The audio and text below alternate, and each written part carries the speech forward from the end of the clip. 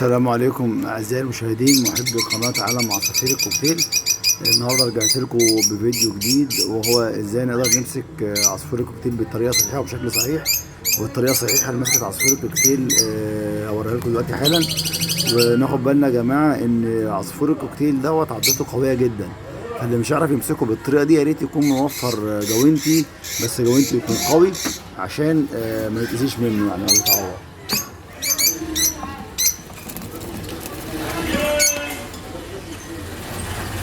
دي يا جماعه الطريقه الصحيحه لمسكه عصفور الكوكتيل، هي زي ما انتم شايفين كده. لازم نمسكه من رقبته بشكل كويس جدا، ما نخليش رقبته تلف.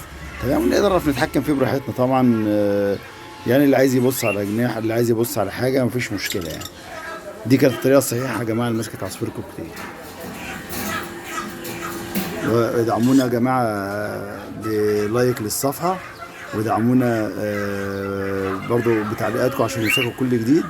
والسلام عليكم ورحمه الله وبركاته.